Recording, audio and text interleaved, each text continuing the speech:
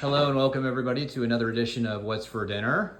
Hello, everybody. What's that new shirt you got going on there? Oh. So cute. What's that say? Another reason, bacon. Another reason I know that Jesus loves me. For sure.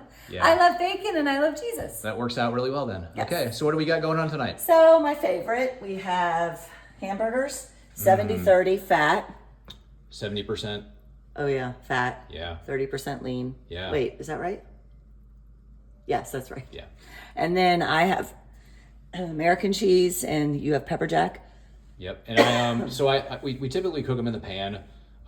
It helps with these higher fat have a lot more grease, so they tend to flame up more, but also cooking them in the fat, we feel brings out more flavor. And then Teresa likes to dip some of the fat when it's still in a liquid form, and she pours it over the burger.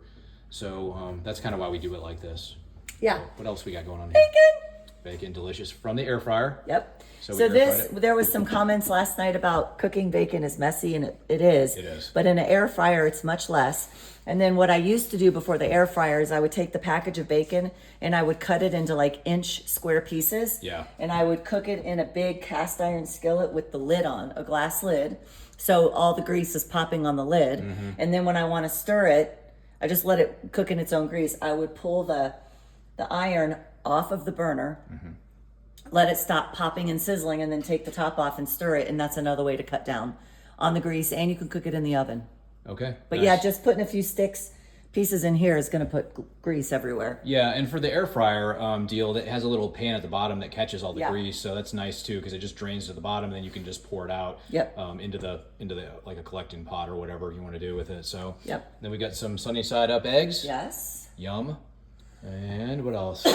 Leftover spinach dip from last night because our kids don't eat leftovers. So Look at some of our previous what's for dinners in the recipe for this. yeah, and I put it in the comments of last night. Okay, great. So we've got the spinach dip recipe on there if you guys are interested in that. It's really good. Yep. And then we got some onion and tomato for the toppings, and of course Jane's crazy mixed up seasoning.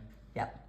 All right, so with all of that being said, metabolically speaking, so remember everybody, when we talk about metabolic health, we're talking about our body and its relationship with insulin and sugar, how it reacts to it. So will any of these foods that we're eating tonight cause our sugar to spike and then in turn cause the insulin to spike?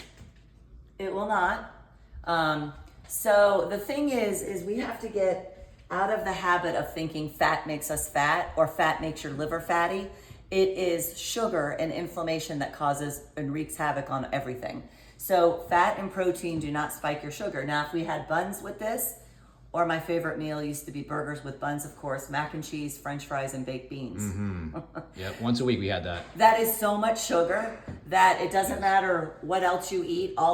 It's all going to fat because you can't even burn up the mac and cheese or the fries alone, let alone all of it. So if you add starch with this, then you're going to have a problem storing fat. All this fat's going to go to storage because your body has to preferentially burn alcohol first, then carbohydrates or glucose.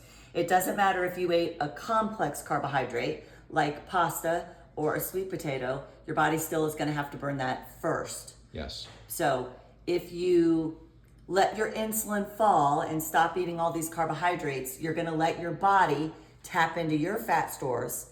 Listen, I have plenty of fat to burn, okay? So my body is tapping into my fat to burn as fuel because I'm not giving it glucose. There's 3 macronutrients that are needed for life, okay? Protein to make amino acids. You cannot make those on your own, so you have to eat protein to get it. Fat for fatty acids, you cannot make those on your own, so you have to eat fat to get those. Your body does need glucose to survive, but you don't have to eat carbohydrates to get glucose. You can make glucose from the fat and your own fat on your body. Yeah, and let's throw out a number right now. 40,000.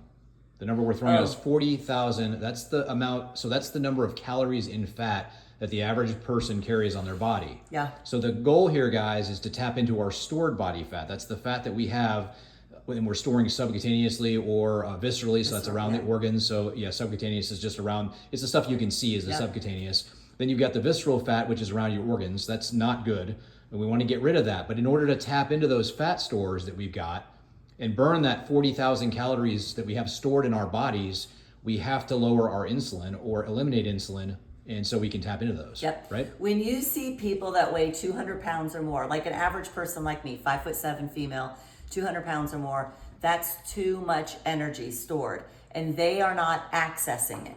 So that's tons of energy to be used, but you can't access it because you're constantly eating every 2 hours, keeping your sugar high, and your body's going to only burn that all day long. So say you have an A1C, a hemoglobin A1C of 5.7 to 5.8. That's pre-diabetes.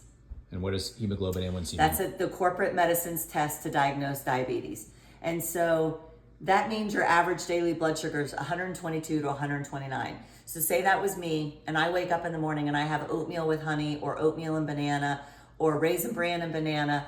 All that's going to do, my sugar starting around 129, that's going to send me probably up to 170. Okay, then you're going to crash. You're going to be tired. You're going to crave more carbohydrates, and you're never going to get into your fat stores. Ooh, and you're going to be cranky. You're going to be so cranky. Yeah. No, It's not fun crashing. It's not fun. That's what a lot of people go through. They don't realize, why am I so moody? A lot of it has to do with the insulin and that whole reaction that your body's having. So. Yep. So if you get diagnosed with an A1C at pre-diabetes or higher, that's a late stage marker. You've been sick for a long time. Yeah, it's too late. Yep, it's been missed for a long time. Yep.